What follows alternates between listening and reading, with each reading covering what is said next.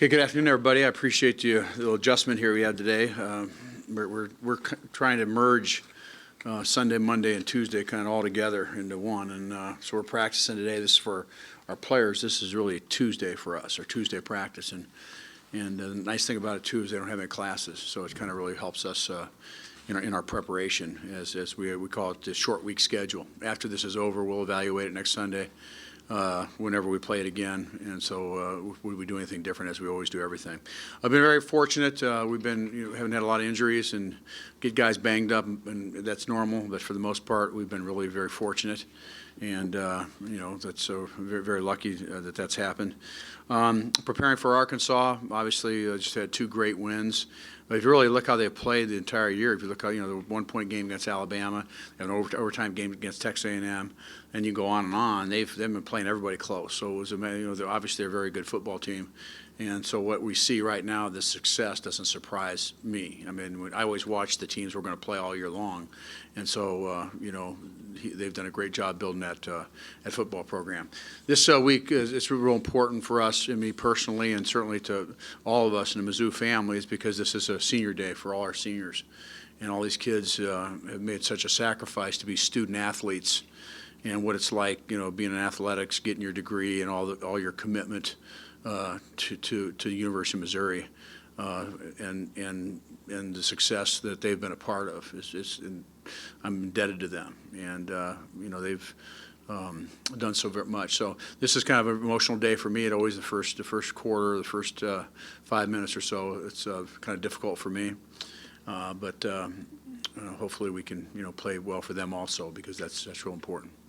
If you get the penalties cleaned up and the kicking game back to where it can be, how good can your team be?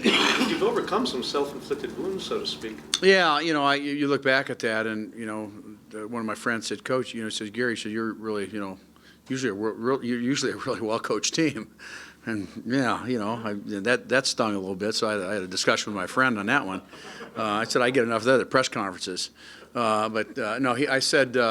It's very frustrating. I mean, it is frustrating when you do that and you fix things like we've always done. You have a plan in place. So what you do is you persist, and you keep this is what we're going to do to try to get it fixed and go from there. But I'm responsible for that, and hopefully we get that in line. And certainly the kicking game. There's some other areas of our kicking game that are fine. Other areas that haven't been as good.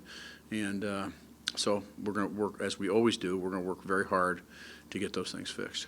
Is this, obviously it's the battle line rivalry now, but is this really a rivalry yet? It will be. I think our players, our players are competitors, and they certainly have great respect for Arkansas. And I compare it a little bit to our the Kansas rivalry was didn't happen overnight. It happened over time. But I think it's a great rivalry. They have a very good university. It's adjacent to us, the south of us, and I think it presents itself to be a very good situation. For our fans, our fans do a great job, but it'll most likely be every Friday or Saturday after Thanksgiving. And historically, if you bring all the family in when it's a home game here, you bring your family in, you buy family packs, we fill the stadium. And then the off years, then you go back out as people trade off to go to their relatives outside. If we just we all get in that mode as Missouri fans, that's something that I think can turn into a really great family situation too. So we need our fans. The university, the dorms open up Friday morning, and so we get the kids back here, our students, and they do a great job.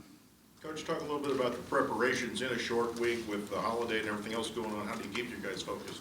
Well, I think it's happening so fast. You have to keep them focused. I mean, everything's changed. At yesterday's team meeting that I had, and I always have team meeting, kind of the state of the team address.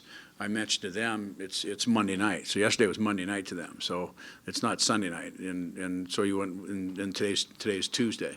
And so that's the mode you have to get on. You have to get on game week mode, and all your preparation has to be consistent, as you normally do to prepare to play your best. And so we went through this calendar itinerary with them a week ago, last Wednesday, and let them know exactly what we were doing with a plan well in advance. And hopefully we can do this. This obviously is a very big game, but it's still about how we play.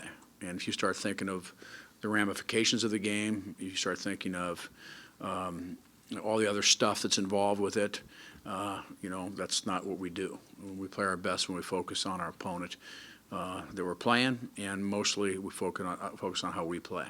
With this being senior night, do you have any favorite memory or anything that really sticks out about the senior class? Well, my only thing that sticks out with me is I used to not greet them before they left until Andy Hill had a brilliant idea about 10 years ago that why don't you hug them right when they come out and they introduce them. And I'm a basket case, and emotionally it takes me 7 minutes into the game to get myself back together emotionally. But these seniors, came off a really good year a year ago. The challenge was, can you compete at a high level 2 years in a row? And a lot of times that's more difficult than it is the other way. We were a snake-bit team a year ago, and we came back, and those seniors were part of that and helped build that. This senior group is these guys, end up fifth in the nation now. Can you get back and compete at a high level again? And this was not easy. Has not been easy. It never is. But certainly their leadership, by example and vocally, has been very, very good. How much would going back to Atlanta for the second straight year help raise the national profile? You know what? I'm just focusing on this game. I'm not. That's for another press conference, not this one. Your run defense has been pretty darn good this year, but Arkansas, kind of like Auburn last year in some ways, brings kind of a next level running game. What are your thoughts on the way they kind of attack you with the run, and how do you feel like you guys will hold up? Well, we've done a pretty good job. I think it starts up front. Rush defense. It starts up front with your D-line and linebackers, and then your perimeter defense. Keeping big plays down. It also is about tackles for loss. Can you get people in the backfield? So those are some of the things we've done.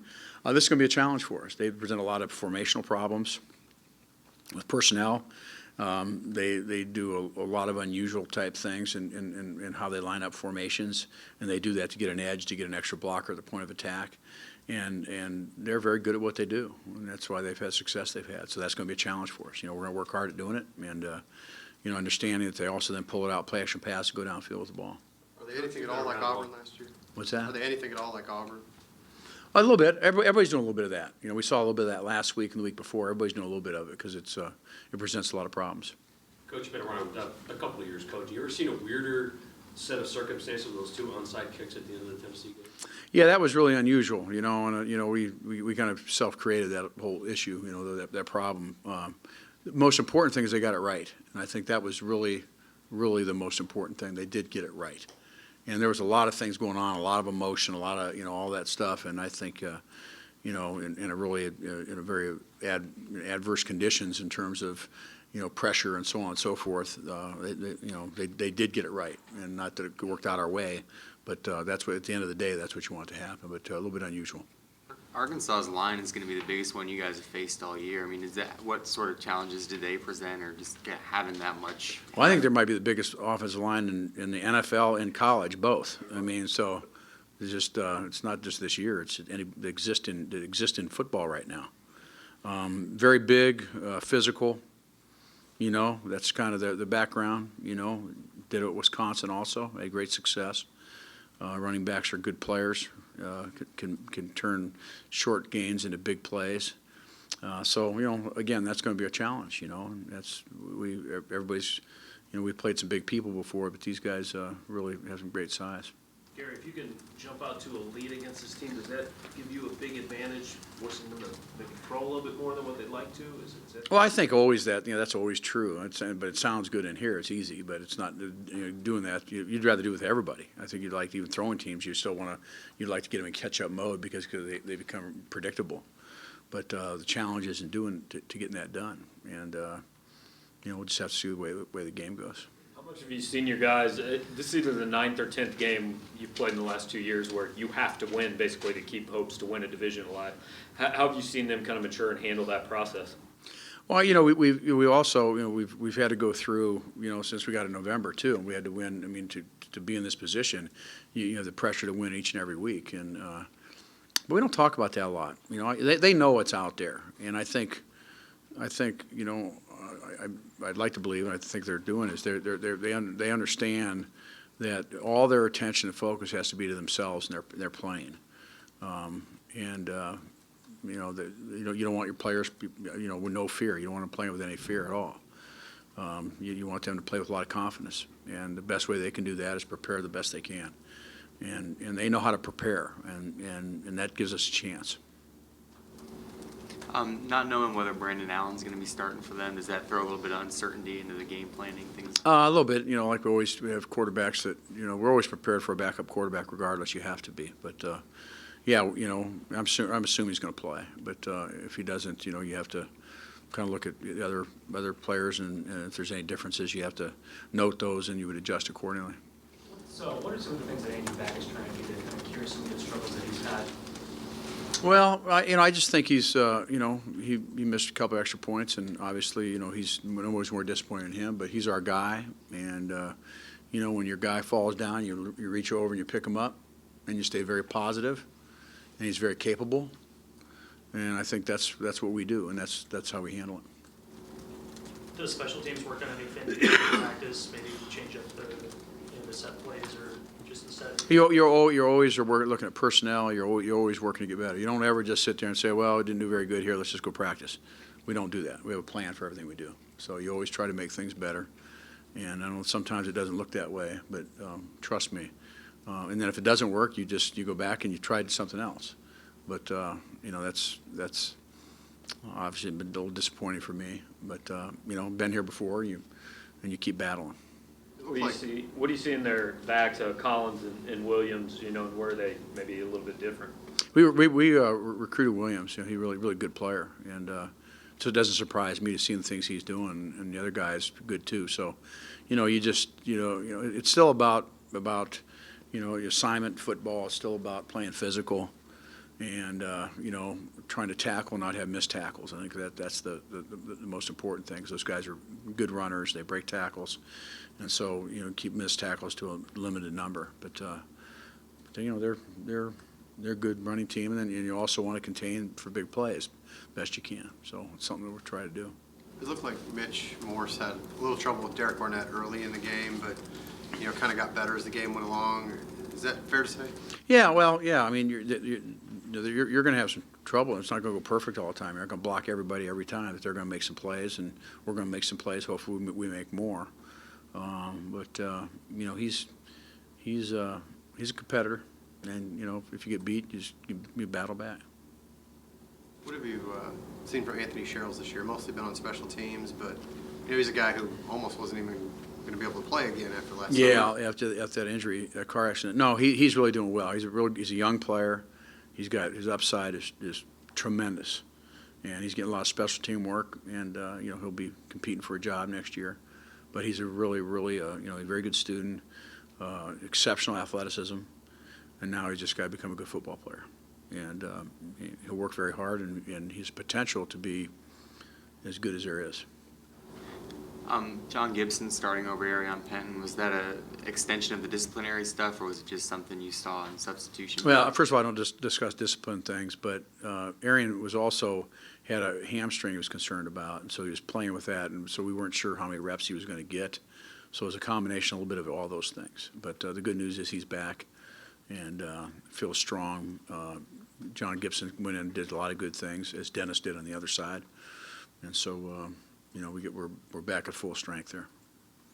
Have you seen a development in Dennis's game in the sense that we knew he could hit pretty hard, but it seems like he's also really come along as a defender and defending outs. Like a cover corner, yeah, really pass breakups, Right. and really tight coverage, and yeah, he's doing a lot of good things, and he's really has matured, and it's really neat to see that. And he's so dedicated, and he loves his program so much. It's kind of interesting to see these guys older when they walk in our program. It's a little bit different. Like Marcus Gold, when he walked in, a lot different than a guy that's 18 years old. And but it's really neat to see him play at the level he's playing, and he's a great competitor, and he's a great team player. The last couple of games, it seems your offense, they've had one great quarter in both games. The others, they were still kind of finding their way. What are some things to maybe achieve some more consistency? Well, I thought we had a couple good quarters. I wouldn't want one great quarter. We had over 410 yards of offense against a really good defensive football team. I thought we did a lot of good things, and just going to work to get better. You mentioned a minute ago, sometimes harder to, stay on top than it is maybe to bounce back from the tougher year. Hey, can you expand on that a little bit? I mean, has it been different? Have your guys had a little bit of a target on their back this season? Well, I think when you put yourself in position, we get beat by, Georgia whooped us pretty good, and we also lost Indiana. You come off that, the game was in between. You just kind of go one at a time, which we always do, but obviously there's a sense of urgency. And that was a big message after the Georgia, game to our football team, that there's a sense of urgency. If we want to have a good year this year, we got to play better. And so I think it went all the way through. I also think that, a year ago we won. Every game was difficult, but we didn't have as many games as tight and close as this. And that's just, I think we kind of accepted at that point, that's what this season might be like. This season might be a fourth quarter season, which in this league, you watch TV, and it's not us, it's a lot of people, it's fourth quarter. That's just the way the league is. But understanding that's where it's going to be. You're going to have to battle. It's not going to be, eating hot dogs with 8 minutes left in the fourth quarter. And so, I think the realization, it came in with that. And the guy said, okay, that's the way it's going to be. Then that's what kind of team we're going to have. So, you'd like to do, to have a bigger gap there and not have such close games. But I think that in itself was kind of, and I think the leadership, I think we all figured it out that that's the way it was going to be. And so it's 1 week at a time. Have been battling through, and here we are. Game number 12, and fourth game in November, and got a shot. I noticed that Lawrence Lee's not listed on the depth chart. Yeah, he left the program for discipline reasons. Yes, about Lawrence Lee. I noticed somebody would recognize it. Coach, it kind of took a while, but it seems like the offense is a little bit more comfortable in its own skin with the things that they're able to do. Are you happy with where they're at now, that upward trajectory? Yeah, we're getting better, and there's no question about it, and that's good. I mean, that's without question, that's good. I think when you have the number of penalties you have, you're also beating yourself. It's tough enough it is when you start off, first and 10, and then all of a sudden it's first and 15. And so, that's the part that's probably right now, if you take away that, it would be interesting to see how much better we'd be executing if we were penalty-free or reduced a lot lower number than what it is. So, those are self-inflicted, most of those too. So, I think we're doing a lot. I think we're getting better. Each week's a different challenge. This is going to be a different challenge this week. We're playing against a very good defensive football team. Very, they did 2 shutouts, in a row. So, but we're competitive too, and we'll go out and battle. With all the implications for this game, is that kind of the perfect start for this new rivalry? I don't know. I don't. It is what it is. I'd like to think we could be every year doing this. I'm sure they would be saying the same thing too. But it's just part of the day. I mean, that's what it is. And the rivalry through time will really build. I mean, they'll have this huge competitiveness. It exists right now, but the KU rivalry wasn't built in 1 year. And so, trust me though, it won't take long for our fans on both sides to figure this out. So. It should be a great rivalry, very, very historic as time goes on. Any worries at all about the student section kind of not being there with it being a Friday afternoon? Well, I'd be disappointed. A&M game last year, we packed it for a championship, and I know it was a Saturday game. So, hopefully we have great students here and great Mizzou fans, and the dorms are opened up and get back a day earlier than you might have. I'd like to think most of them will jump on that. Hopefully, as time goes, people will be planning for this. It'll be part of the thing that you do. It can be consistent. We'll play Arkansas every other year here. It'll be on Friday and Saturday, and people will look long before the season starts what they're going to do in this rivalry game, similar to what we've been involved with the KU rivalry. What are your thoughts on playing Friday games? You wouldn't want to do it every week. I mean, it's really, for us, to be honest with you, without school in it makes it a lot easier for our players. But if you get back at 1:30 in the morning and you're in here working out at 11, and they were with us last night till about 5:30 with all the things that they were doing, and then you get up and go to school all day and you don't have that day off until Saturday, Yeah, I mean, it's a grind. It really is. So without school, it's been really good. For our staff, it's just, things just kind of, you have it very well organized and you have a plan in place. And we've had a couple Friday night games before ourselves. And so you go back and you certainly look what other people are doing too and try to be the best way to play your best game. Obviously, you wouldn't want it, we wouldn't want it every week, but occasionally it's pretty good. It's the same problem that you'd have if you had a Thursday night game, except you'd magnify it even a little more. In the past, I think with Thanksgiving, you've done something with the team together, recognizing that, but with this being a Friday game, how does that change that? Yeah, what we did in the past, Thanksgiving Day, we'd practice in the morning, have a team meeting, our Thursday team meeting in our final practice, and then we'd have a big turkey dinner for our players right afterwards around noon on Thanksgiving Day. Well, we're going to do that the day before now. It allows some of the guys in Kansas City and the more local guys. A lot of those guys grab 4 or 5 teammates from out of town and grab with them, and they kind of do what they do. So we'll just have a day earlier. Now, Thanksgiving Day is our Friday, so they have to be back at 4 o'clock. We have walkthrough, and then we lock in and play the next day at I think it's 1:38 or 9 or something like that. Anything more? We good? Thanks for heading on over. It's cold outside.